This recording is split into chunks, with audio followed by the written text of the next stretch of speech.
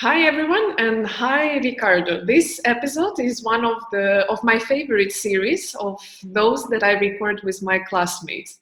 The first one we recorded with Go Ter-Yang on urban sustainability was a massive success, and now in this uncertain time of coronavirus, I have it as a rule to get in touch with my friends, with my family, relatives, and so on, to check on them. And so my classmates, of course, my master classmates, of course, are in the list. So to give you a little bit of everyone, the listeners, of course, Ricardo knows, a little bit of pre-story. I'm checking up on my friends, and sometimes we get to cool ideas and cool conclusions at the end of our calls. So when last week we got in touch with Ricardo, we didn't spoke for how long? Maybe 2 hours? No, I mean in years. Ah, a couple maybe? Yeah, a couple of years ago, we really spoke over phone or something like that. We exchanged emails, and so coronavirus at least had some positive effect. We got in touch. And last week, we came to the idea that it would be nice to record a podcast episode together on the topic that I honestly know close to nothing about. I did my research, of course, for this episode, but I'm still very far from being very knowledgeable. So I present everyone. Today my guest is Ricardo Contreras Osorio, right? And today we Hi. are talking about a very fascinating subject called biomimicry. Ricardo, for everyone here with us, would you mind introducing yourself shortly? I would ask you to start with where you were before our master's program, Erasmus Mundus, then what you chose in terms of your master's project, and where are you now? Hi everyone, I'm Ricardo Contreras. I'm from Mexico, and my background it's on biology. I have a bachelor by the National Autonomous University of Mexico, and my first approach to research was on birds, ecology of birds, and I also work on other topics, and I have some interest also in the social sciences. So I have work on natural resource management and conservation biology. So for the masters that we did with Anna, I worked with landscape ecology, also related with birds, and I have the amazing fortune to travel to southern Brazil and work with the birds of pampas, these grasslands from southern Brazil and Uruguay. And after our masters, I came back to Mexico, and I rejoined the National University, lecturing on the protected areas management and social environmental analysis or configuration of problems. And that was for a couple of years. And then I came back to my hometown, which is Jalapa, the capital of the Veracruz state in the Atlantic coast in Mexico. Cool. I completely forgot you did your master's in Brazil. Completely was out of my mind. Well, my dream country. Last week, when we spoke, you suggested, you shared your thoughts and ideas on biomimicry. That got me thinking, and I just recalled this thought today.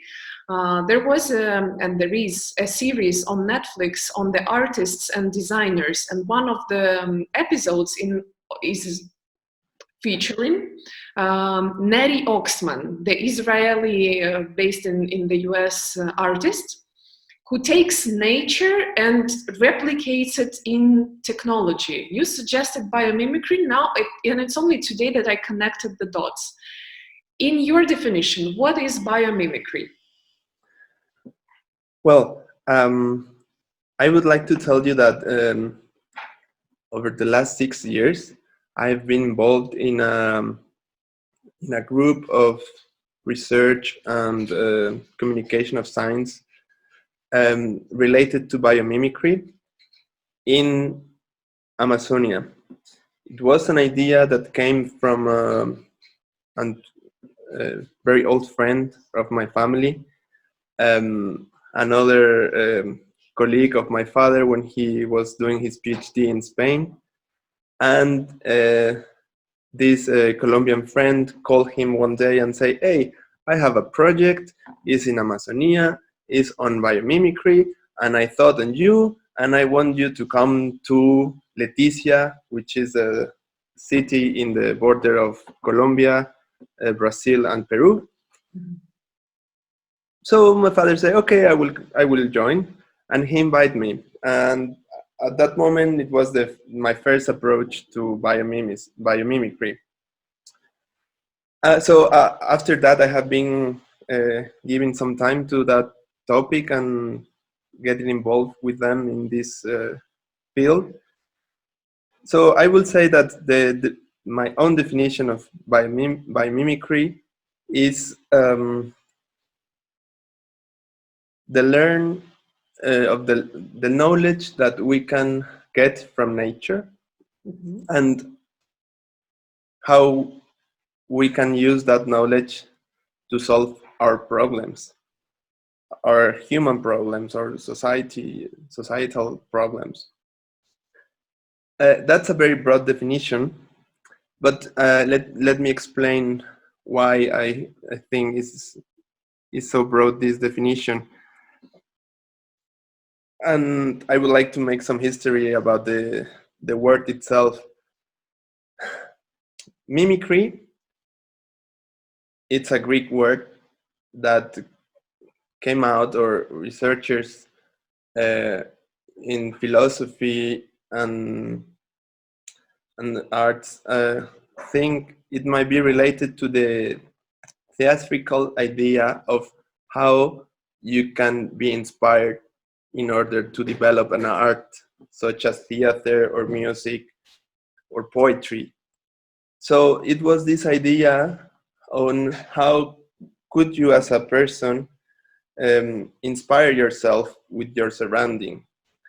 So once an actor in the ancient Greek was completely into the role he was playing, then the mimicry or mimicry appear. So it was this way to adopt a role, a character, and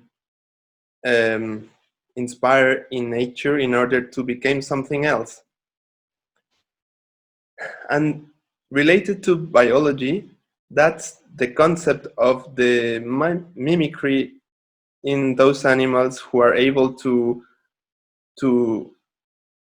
got mimic or mimetize on the wood or in the grass, or to become one with the surroundings in order to disappear to the look of others, right? Like chameleon. Like a chameleon, exactly. So that's mimicry. So this idea of get fusionated with your surroundings, right? And in biology, this effect of mimicry or mimicking, I guess, with your surrounding, it's something that we can see on animals, on plants, on other beings, right? So in biology, I think that's a very clear definition of what is mimicry. And then in some years, or maybe decades ago, in the field of innovation and high tech, someone got this idea that, oh, maybe we can solve our problems looking into the nature, which, let's be honest, is not new at all. We have always, as humans, as society, as a groups, we have look into the nature in our surroundings, right? Right. Yeah. But the high tech uh, got this idea and got a lot of marketing around that, and came out with this idea that, of course, high tech can look into nature and improve, uh, make better designs, make better processes, and um, offer ideas that, after all our capitalistic and let's bring our world to the end, appear like something very innovative, something very, very appealing to embrace, like new solutions that are based on nature, but only after we really got far, very, very far from nature, right? Mm-hmm. So that's more or less the scenario of biomimicry, and that's why the bio, this part of the word, came after, and forgetting about the Greeks and the real origin of the word. So biomimicry, it's like a redundancy, so that this bio should not be there, but Yeah. it's So a very good it is for about selling. nature. About nature and from the nature. Going back to your example, what got you into biomimicry and what got you interested and inspired by that? The project in the Amazon, what was it about? So this is a very nice idea, because um, having clear this Western approach to biomimicry, we thought, or the people that was working there in the Amazonia basin, thought that, hey, the local groups in Amazonia, and probably anywhere else in the world, have learned or have developed together with nature. So I really believe that all indigenous groups and all groups in the history of humanity have always um, related to nature. There is no way to separate both.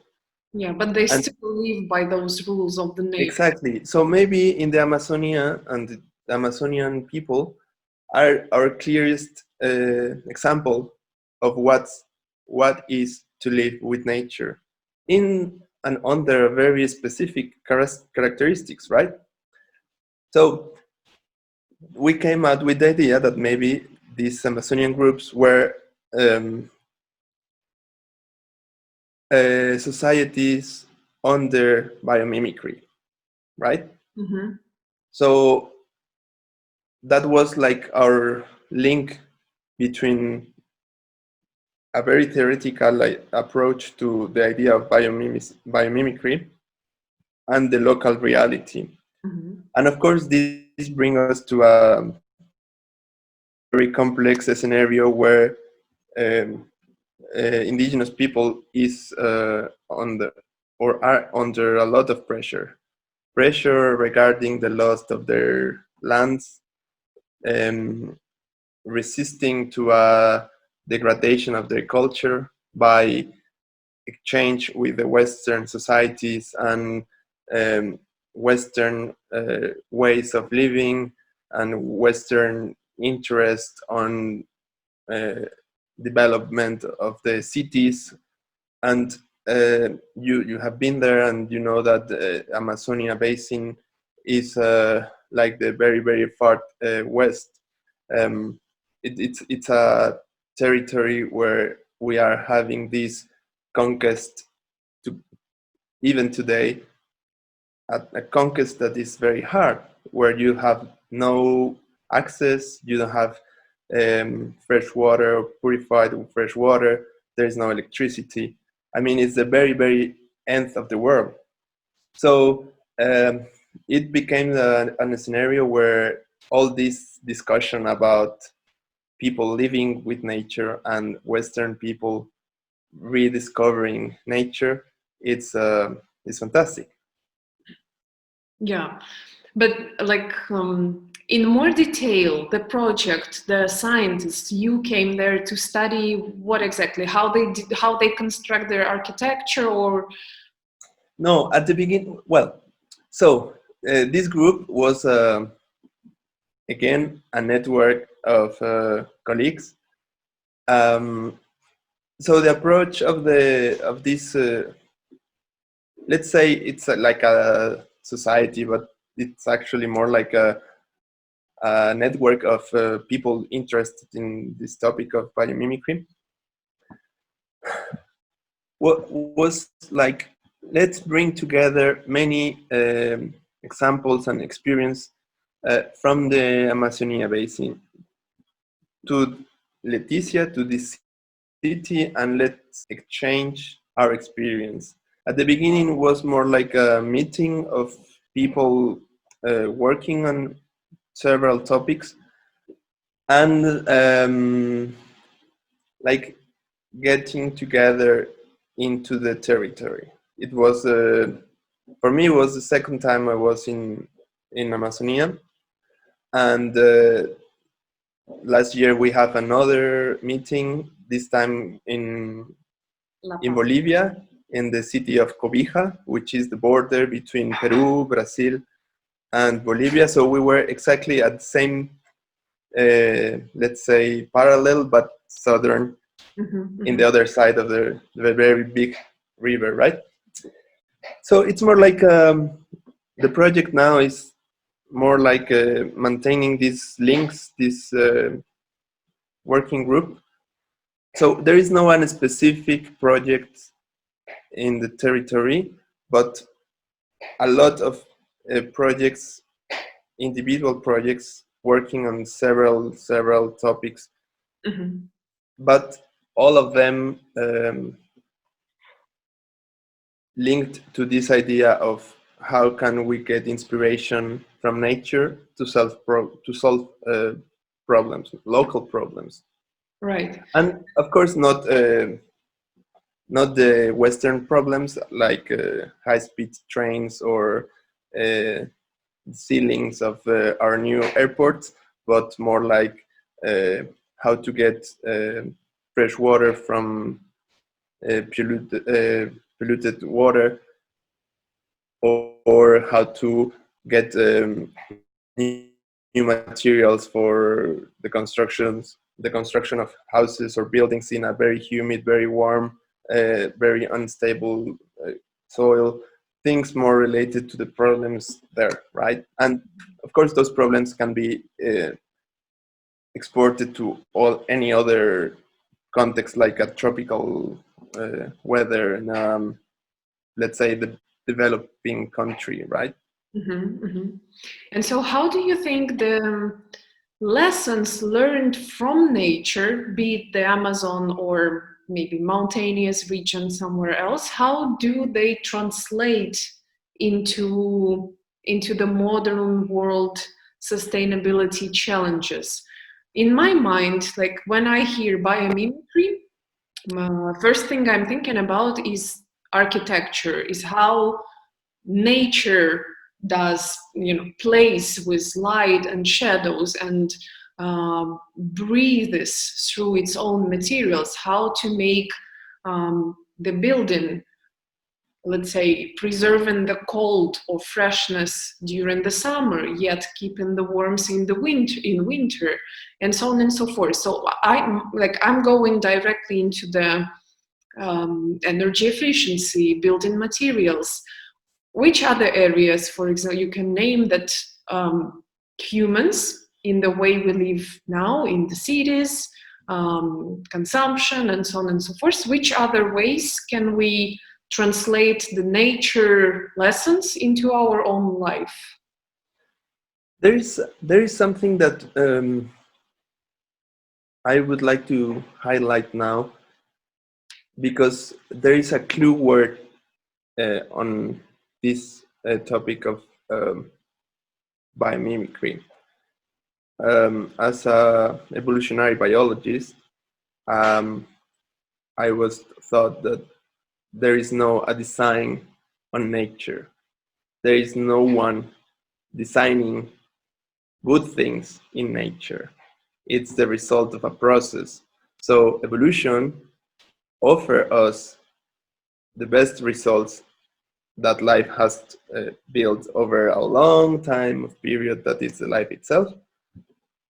So those things that for us are perfect are the result of the evolutionary process, which is a selection of things that work versus other things that might not work. But of course, we will not see them because then those were not selected. And then our result is something that looks like perfect, but is not static, is always under development, right? That idea to say that in the field of biomimicry, one of the main topics or concept that is cell is the design, the power of design, and that's just some millimeters away from the idea of almighty designer, which is the worst, let's say, enemy of evolution. So, say once we said that, there are many ways to inspire in nature. I mean, you if you go outside and you look with some detail anything in nature, you will be able to say, "Oh my God, this is perfect. This works uh, in a fantastic way." And you could see that from the flower that got pollinated by the very, very specific bee of the orchid plant, or you could say that from the hexagonal cell of the bee, or you could say that from the beak of a bird that is fishing, or you could say any example you could assume that is perfect for its duty, right? And this is another very, very old question in biology and evolutionary biology, that is the shape and the function. What was at first? It was I call it the difference between user experience and aesthetics. exactly why the whales have those wings. It was first a leg or a hand in the very past, and after many years it became a wing. But there is no causality. So there is no something doing things in order to work as they work. And this idea is very, very important because it's the clue of our understanding of evolution, right? But if we neglect that, then we are, I would say, we are not saying all the truth, because there is no reason why the whales are whales, or why we are what we are, right? Or why the ants are a social community working all together only for one reason, that is that the queen produces more ants, right? Mm-hmm. So it's in terms of the philosophy of science or the philosophy of the world we are living, it's a very, very appealing topic.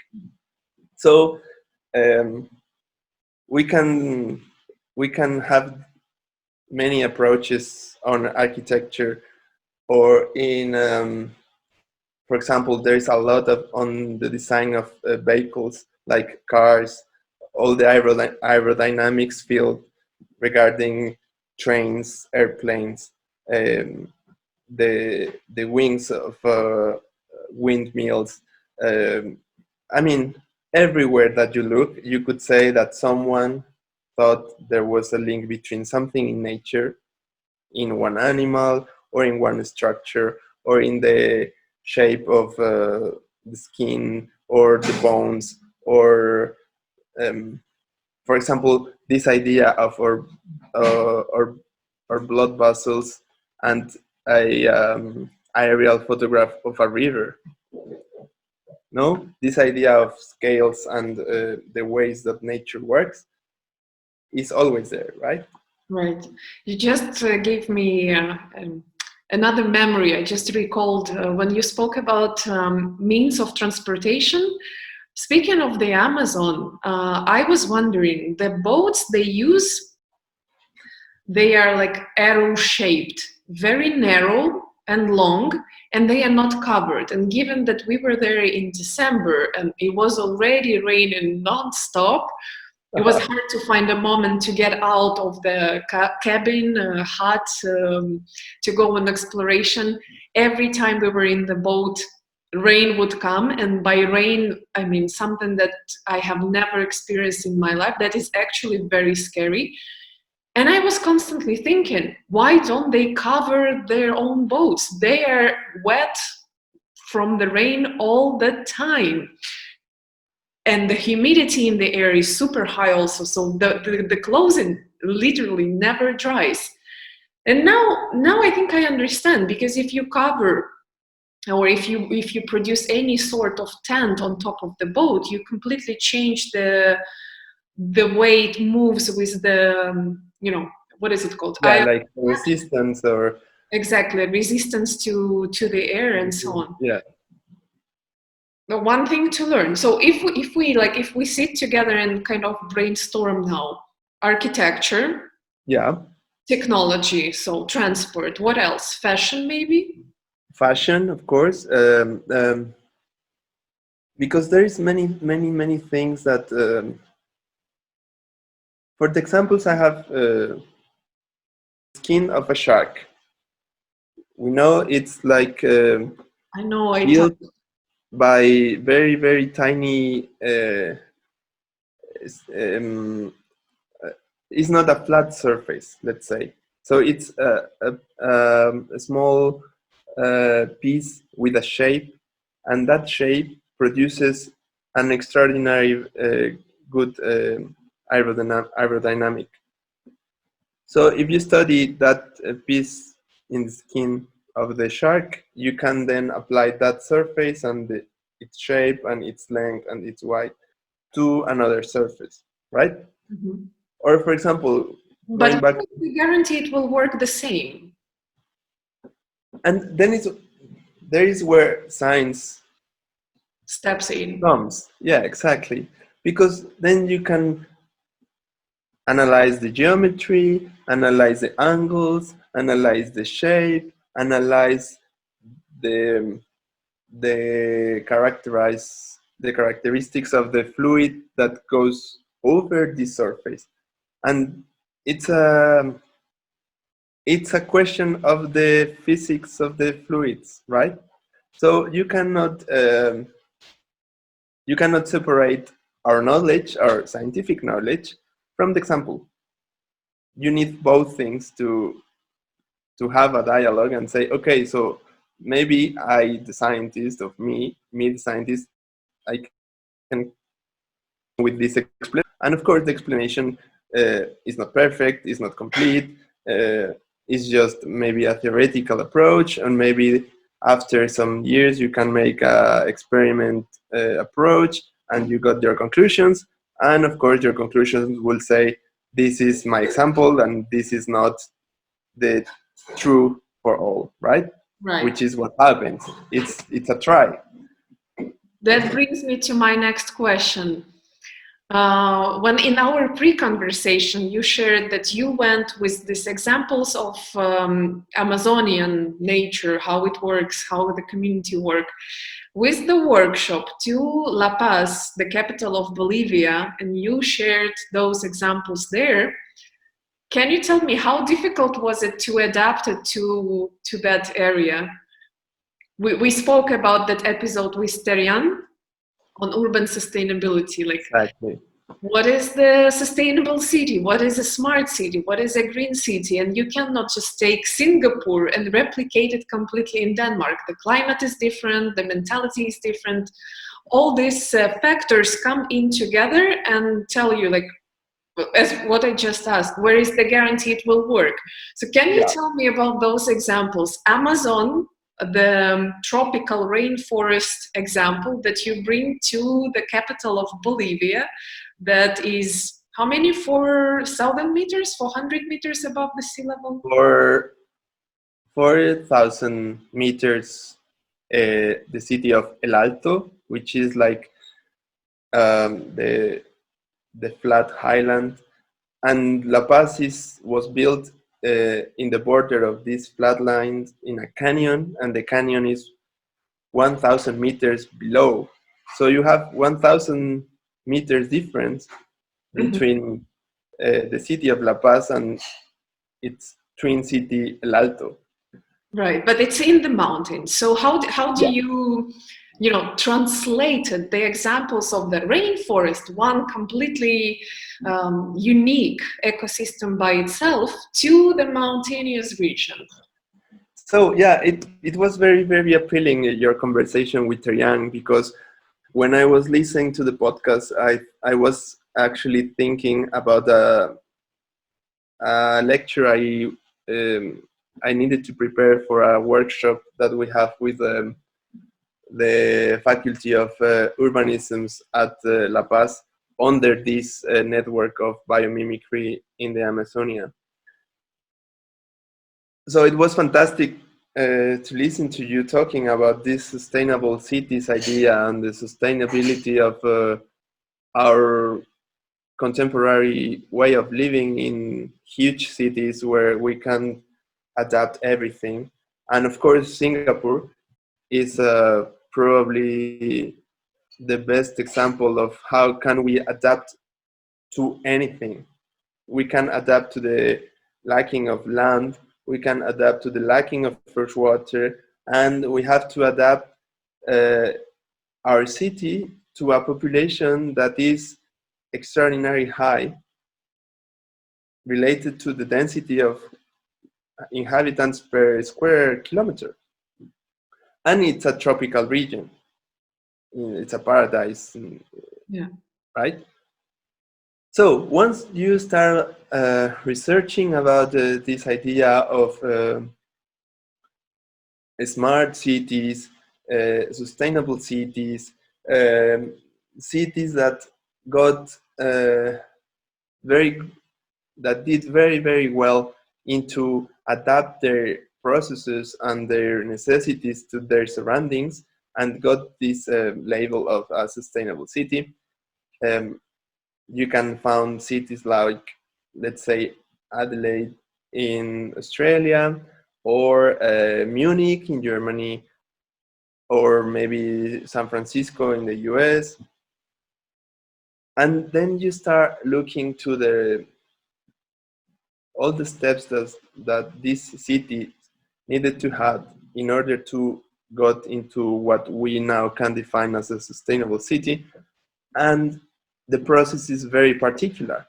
And of course, you cannot say, okay, because the consultant of the United Nations said that Adelaide is the best example of a sustainable city.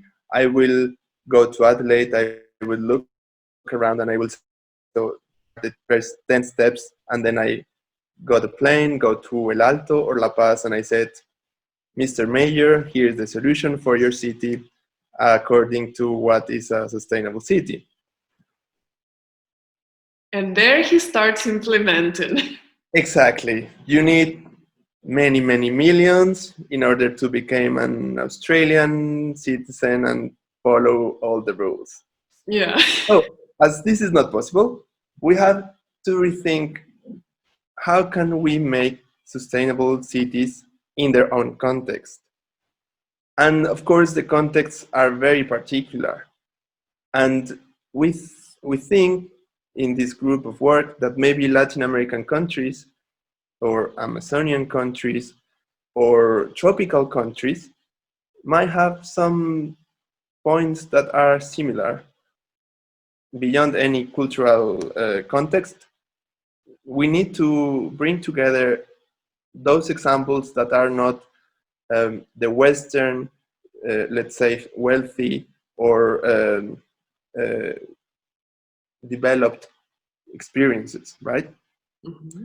So the idea for that workshop on sustainable architecture or biomimicry and urbanism,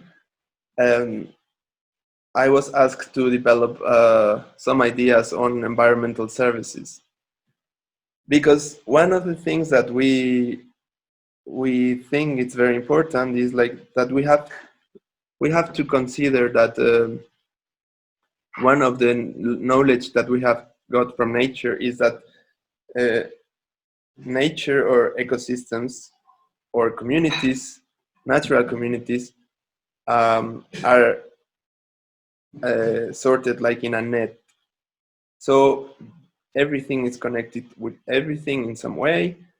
And from there, we can bring different examples of these connections, right?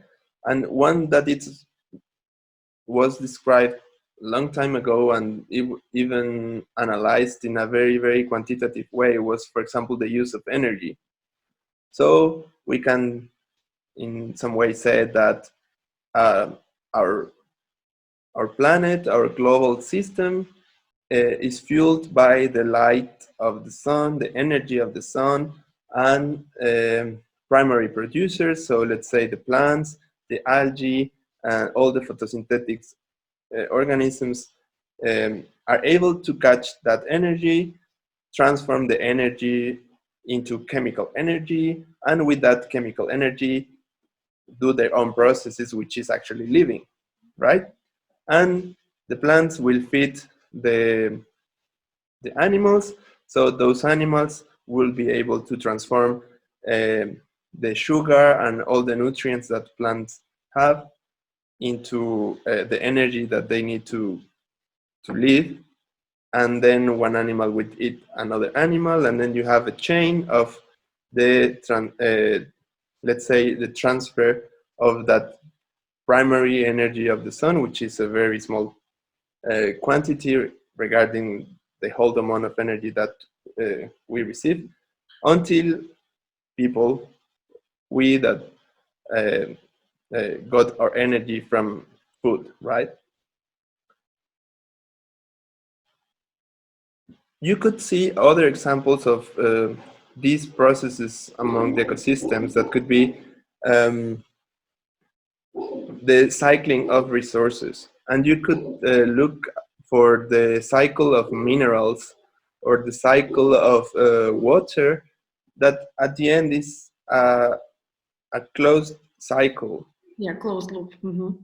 And maybe at some moment someone forgot that we live in a cycle world, and we came to this idea of lineality. So the first approaches to cities or city metabolisms was that you got the resources, you bring it to the city, you transform in the city, and the city exports waste, which is not a cycle. We all knew that this was not the complete scenario, right? But for the ways of production, it was always very linear. We always got our primary resources or commodities. We make the transformations. We got to a product. You make all the branding and the marketing, and you sell it, and the consumer disposes wherever they want. Yeah. And it's not a cycle. So now we have this big approach of cycling everything. So you have to make the cycling of your valuable waste. You have to cycle the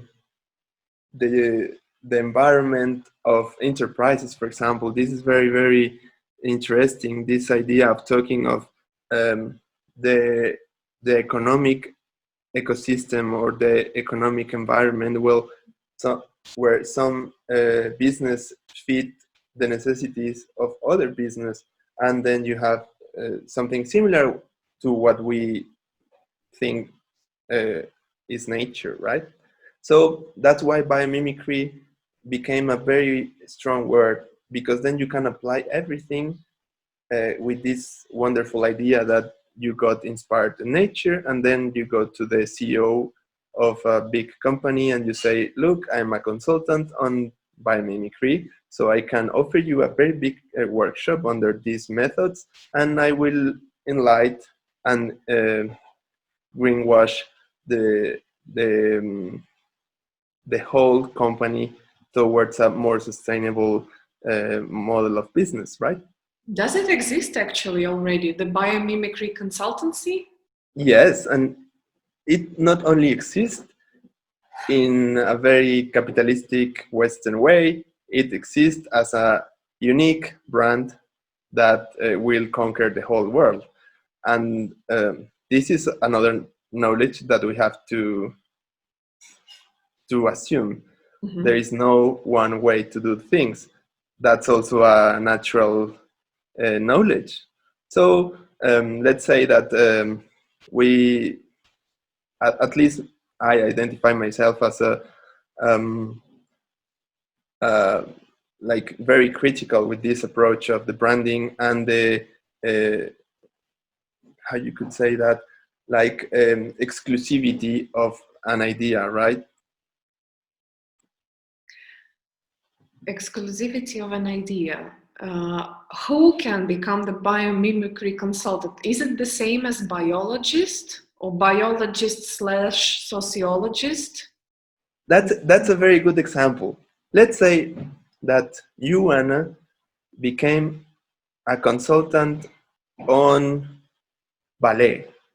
You practice ballet, you have the knowledge, and you know that even among ballet there are many schools, many experiences, and that as an art, once you get into an scenario and you get your music, the ballet is there with you. You are creating the steps, you are sharing your emotions, and of course your body is the result of your own work, and you cannot transfer your capacities and your feelings and everything to someone else. Of course you will not say that you will certify someone else with ballet because you know ballet.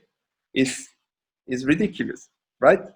So I think this is not possible with the knowledge of discipline, right? So you cannot make consultancy, paid consultancy on biology, saying that the biology knowledge is yours. It's the same with nature.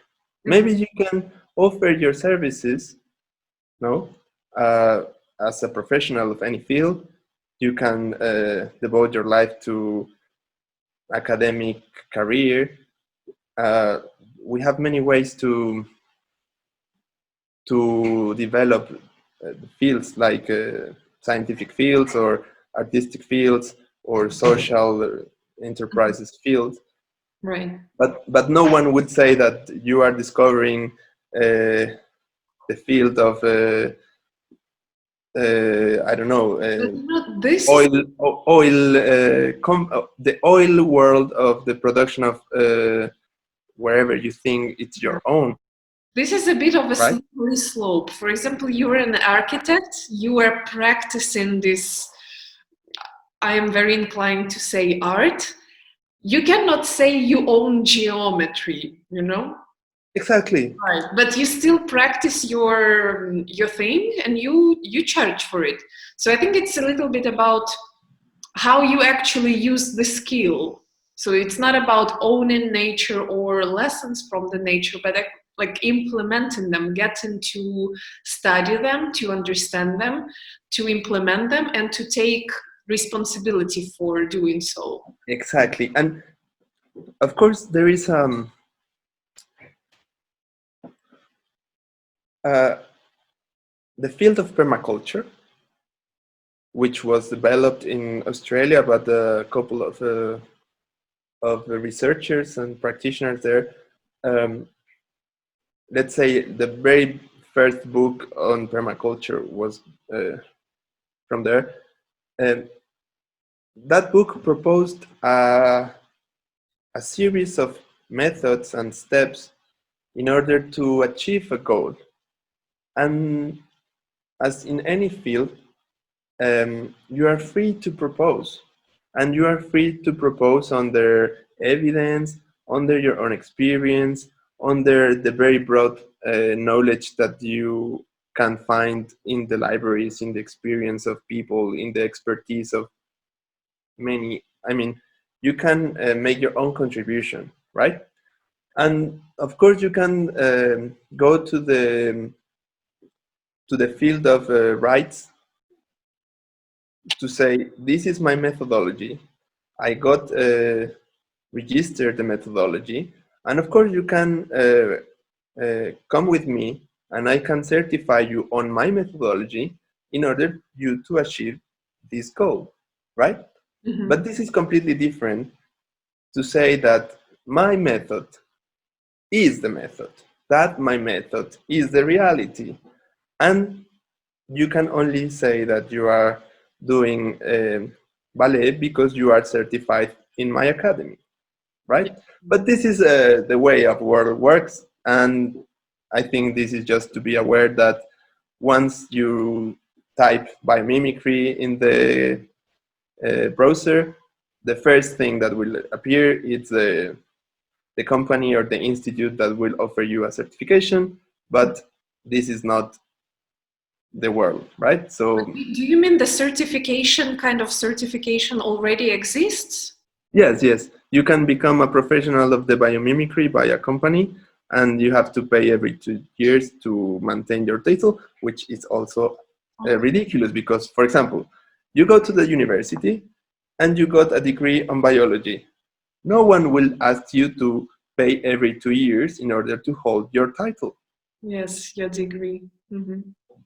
But Well, that's the economic world. Monetization of an interesting concept, and I think part of the problem here is because it's so not rare, but like we know so little actually about it. I'm in the topic of sustainability. I interview professionals in various fields on their angle on sustainability every week, and I've never heard of biomimicry. Like, I heard something, but it never came to my mind to connect the two, to connect it to their, architecture, urban studies, and so on. So if I hear about this, like only in the past 2 weeks, maybe, and do my research, like, what about others?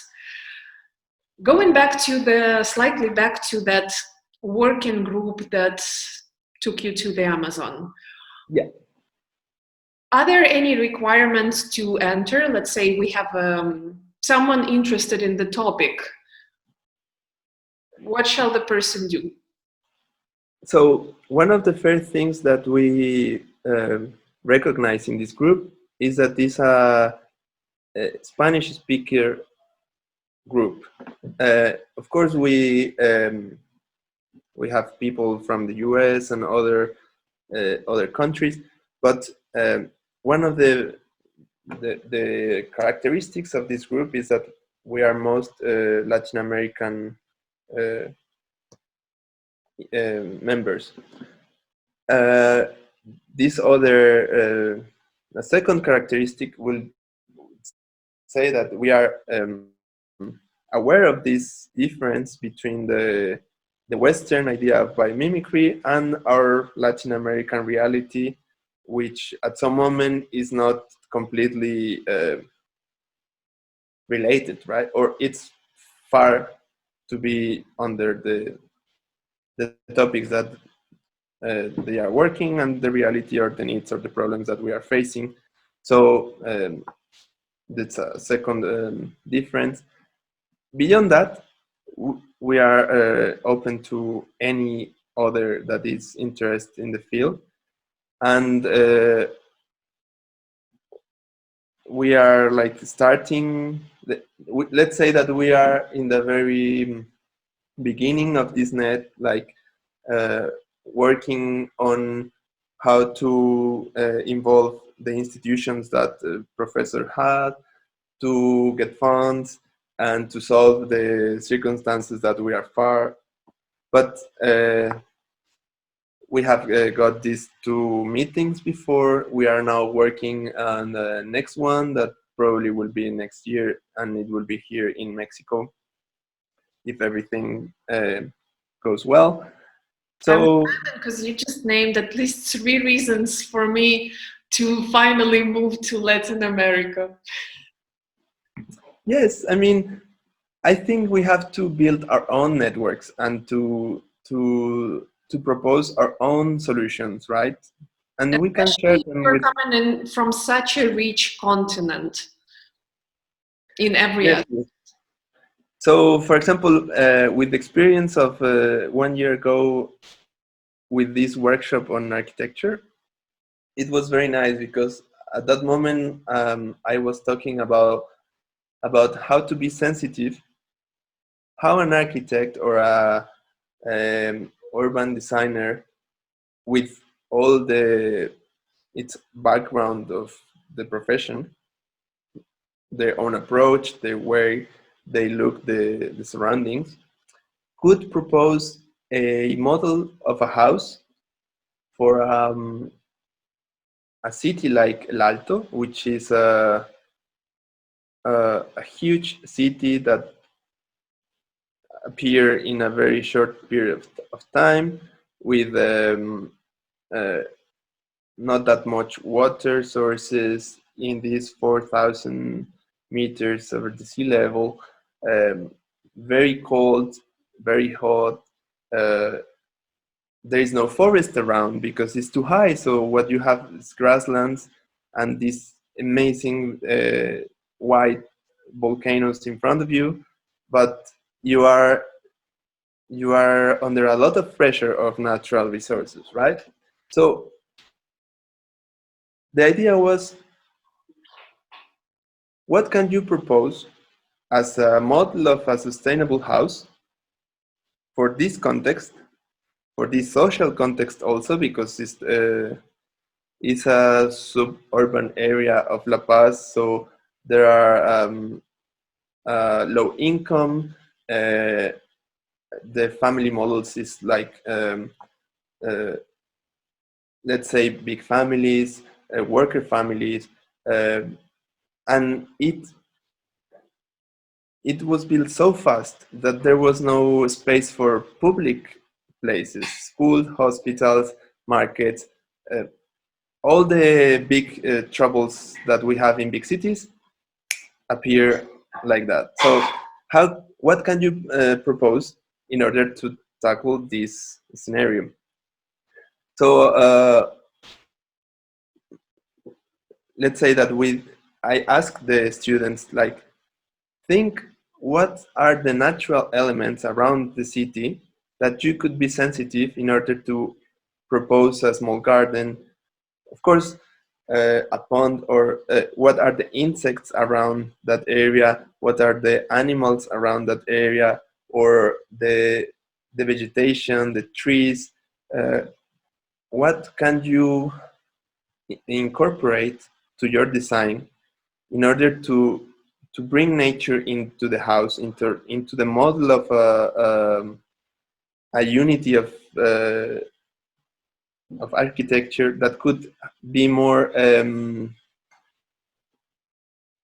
sensitive to the surroundings? Because then El Alto is like a sea of bricks, of orange bricks, but there's not a single tree. In part because it's not a place for trees, it's very high, but also because it's not in the map of the people, because what they are thinking is, okay, I have a piece of land, I will build a house, and some years after I will build a second floor, a third floor, a fourth floor, and they got, and you should look, and everyone should look to this phenomena of the architecture that is in El Alto. The owners of the big markets of products, let's say the wealthy ladies, because in the Andean society, women is ruling the market, they started a sort of race for building the most particular and luxurious houses on these neighborhoods of the city. Right. And you can see all the cultural All the signs of sayings, past, basically, that yes, they held. for these buildings. So it's very very appealing. Like how you can start with an idea. This idea comes widely accepted, and then you have a phenomena on the architecture of these places that are, in a sense, a house, a family house, but then these families start investing in, let's say, ideas that might be not uh,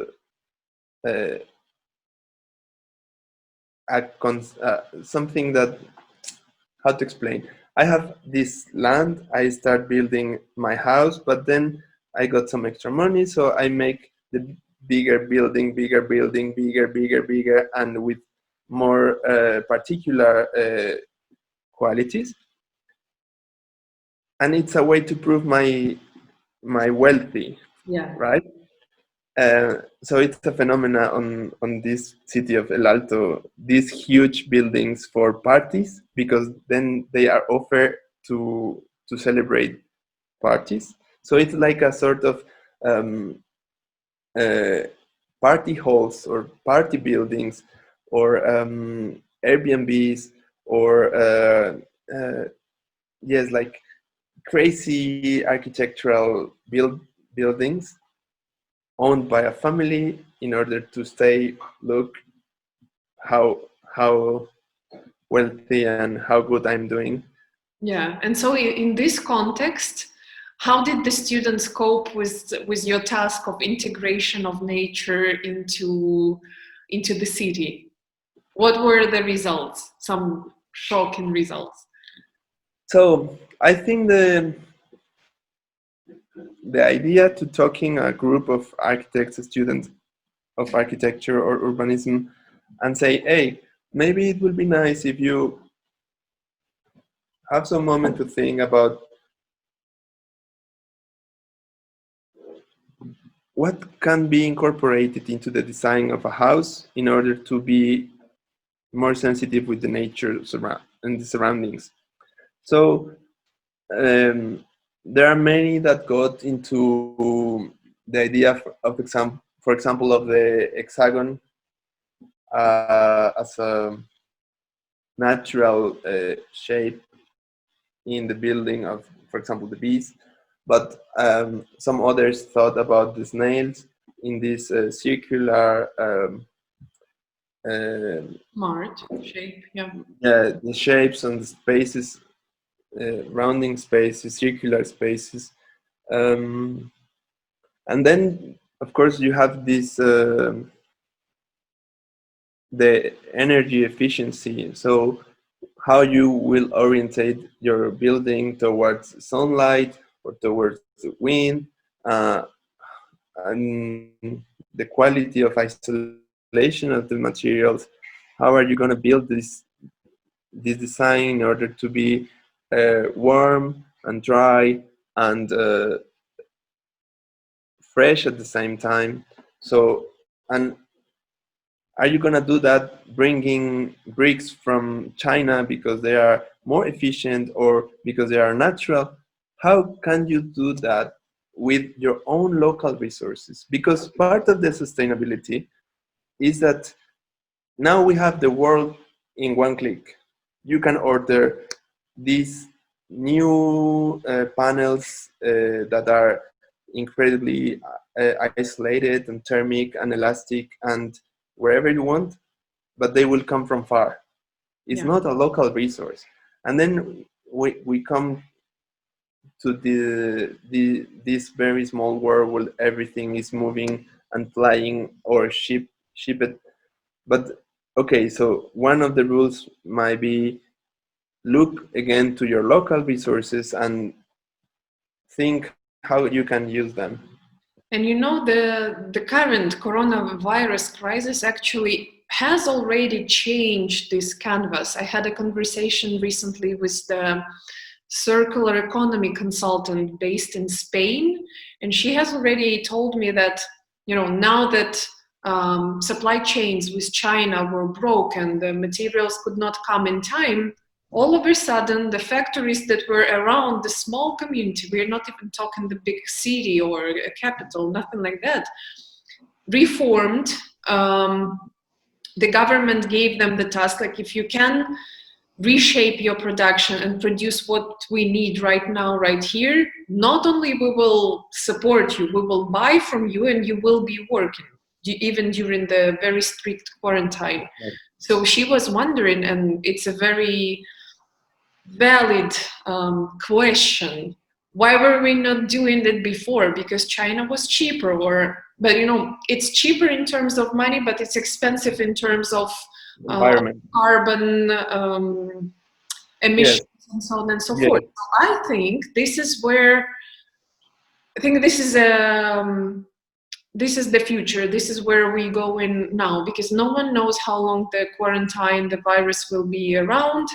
Have no idea actually whether China is restarting or not, but even if the production in other countries, in European countries, is stopped because people cannot be at work, and this is going to be the new reality. Another thing that I wanted to share is the concept is not new. I figured it's at least from 2017, a so-called donut economy. So everyone can read a little bit more in their own free time at a very comfortable pace.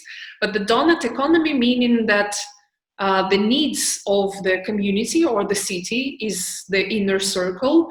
The circle outside is the planetary boundaries. Like, you know, this resource that you want to use, it has to come from somewhere. And given the, what is it called? The not carbon footprint, but how many planets we need right now to satisfy our needs is at least the ecological print. Yeah, ecological footprint. So at the moment we need to have at least 3 planets to satisfy our needs today. So we are already taking a lot from future generations. And what you are saying about how to integrate nature in the city right now is exactly that donut economy that, by the way, Amsterdam is taken example from. Yes, this is very, very interesting, because then the reality, on my point of view, is that we need to assume that we cannot continue with these externalities of our economy. And one thing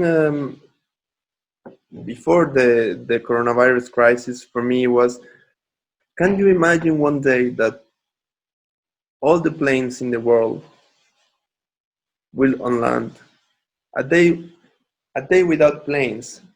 What would that imply for our carbon reality? And before I was thinking, probably there will be no day that planes will stay in land. But now, with this situation, we are seeing that nothing happens if one day the planes stay at land. Of course, someone is losing money, and I have always think, like, it's not the same that you are losing money, that you are not earning that money, right? But at the end, it's a business as usual issue. We cannot continue like that.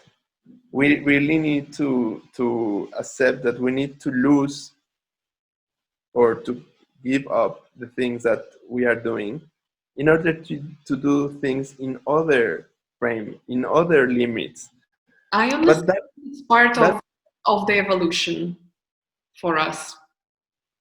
Of course, of the evolution of our society, but in order to consider that this idea of the human footprint, the ecological footprint, it's a metaphor, but at the end, it's a reality.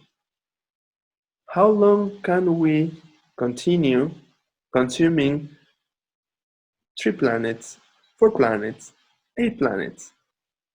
And at the beginning, it was proposed as a way of measuring the consumption of countries. But of course, one country is not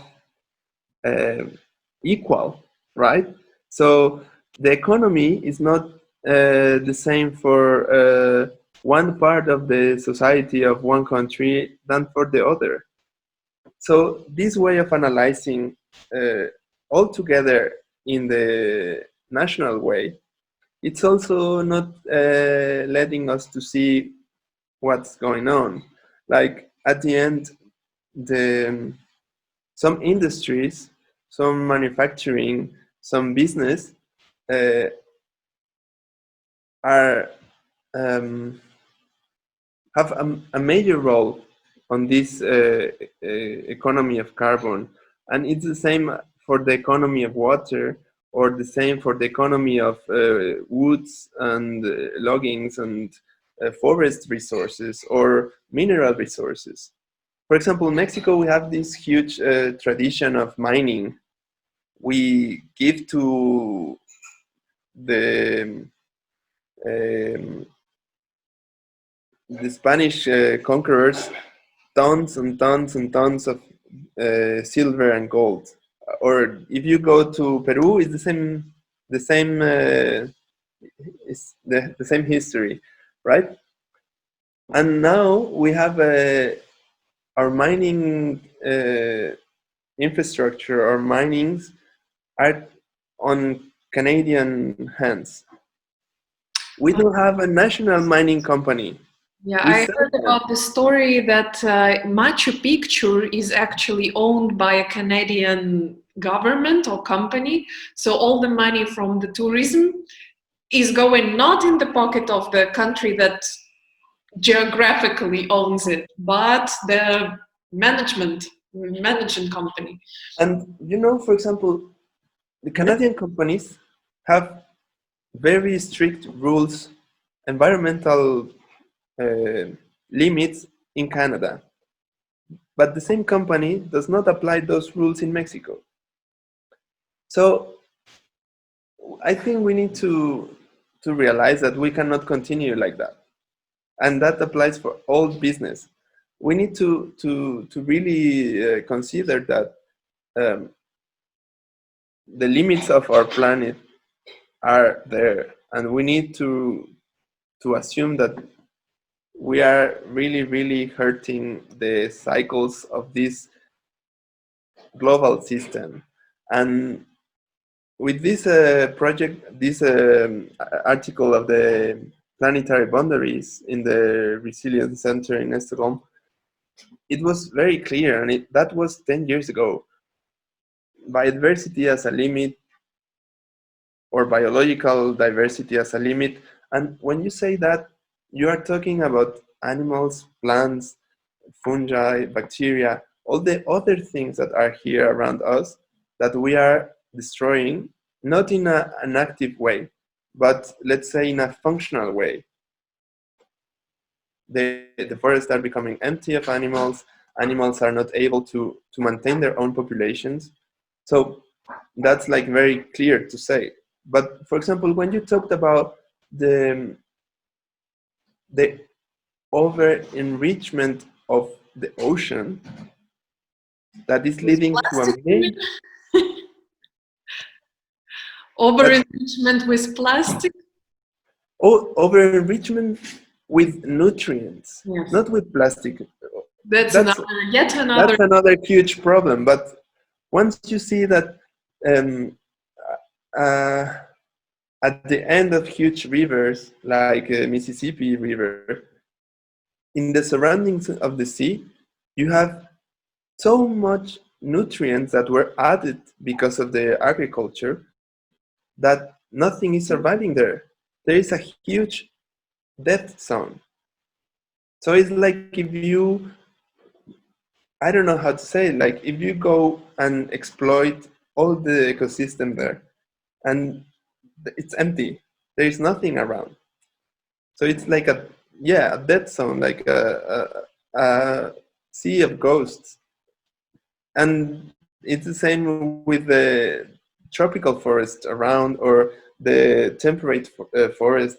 I mean, I think we have enough evidence that the the degradation of the functions in our planet are at risk. It's not the worst scenario, of course, but we have enough information to say, hey, watch out. This is happening, and this is happening because of this, and these models of an economy that is not thinking on the people. It's thinking on how to accumulate money. And that was another lesson that I was proposing to this class on the environmental services. If you learn about ecosystem and nature, nature does not accumulate. It's a flux. So Well, you cannot, if you want to learn something about nature, you have to learn that you cannot accumulate things. It's not efficient. It's not possible. Trees are not making a hole in order to keep the water they need for the entire year, right? only humans are keeping fat. Only humans are thinking that our goal is to accumulate gold, to accumulate uh, um, anything. But this idea of nature working a continuous process is, let's not to accumulate. Let's use what we got, adapt to what we got, and adapt to that variation in the flux and the availability of things, right? Right, So I love we this need approach. to be more adaptable and to realize that flexibility and um, resilience, this idea that you can be in one step or in one point, but you have the freedom to move under some margins, under some limits, that's where we have to be. But if we attach to this idea that things are like this and you earn that money per month like this and you sell this amount of things like this, then we are in the unflexible scenario, right? Yeah, this balance. One pre-last question. Do you think biomimicry will become, will be heard as a concept and will become maybe new way of doing things in the future, in the nearest future? I think that's happening already. I think that if you use this lens of biomimicry, you can find many examples, and if you adopt this speech, let's say, this way to approach to the things you do, you are able to find examples and experiences around. I think it's in some way very clear that the goal is a more sustainable world, of course, and it also has, or it might have a very strong component on the ethics of nature or the ethics of sustainability. So it's very well linked. So I think it will become a mainstream. And what I would like to think is that this mainstream can be shared. And um, of course, if you invest a lot in developing a better process or a better product or a better design, you can keep it for yourself, and you can get some profit in the lucrative way to recover your investment, right? We are not questioning our economic model, but of course we don't have to forget that our economic model is the main source of our problem. So it's a contradiction. Right. And one last question, I promise. What would you suggest for someone who is just starting and is very curious about the concept? What would you suggest to read? Where to start? Where to go? Well, I think there are many sources of examples of specific applications in many fields, particularly in the fields of materials, new materials. In architecture, there are a lot of examples of very famous and well-recognized architects that said, okay, I got inspired for this roof or for this building or for this way of cooling a building or designing a facade, or in many aspects of the architecture is nature there. And of course there are very good examples of let's say for example the Fibonacci proportions or the Auerian proportions. Like it's something that comes with let's say architecture in general, this idea of how a space makes you feel, or how an environment promotes that you are feeling good emotions. So it's there, and if you get this lens of biomimicry, then you can make those links with nature, right? So I will recommend to go into the net and look as many examples as they can find. And of course, on Wikipedia, you have more or less the idea of the concept. On the Tech Talks, you have a broad sort of videos, like more than 20 different videos from all the fields, where you can listen to people talking about biomimicry in their own fields. And of course, there are some books that are like very highly referenced as the origin of the term or the origin of the idea. And of course, I would say that you can learn about them and explore very deeply that approach of the Institute of Biomimicry. They have a free access toolbox where you can learn more or less about their methodologies and their approaches. And it's always good to know all the roles or all the actors in an scenario, right? Right, in this field. I will share the resources you shared with me in the show notes. Sure. Meanwhile, I want to thank you a lot for this conversation, for taking time of your busy schedule, I know, to explain all of these things and share the examples from Latin America, from Mexico, from Bolivia, from the Amazon. It was amazing talking to you today, Ricardo. Thanks again. All the best and have a good rest of the day. Yes, thank you very much, Anna. It was always, and of course, to contribute to your podcast and to continue talking about the sustainability and our sustainable paths, and let's build this world in a more let's say conscious or locally based solutions. Yeah, locally based ways. Very cool. Thank you. Ciao, ciao. Ciao, ciao.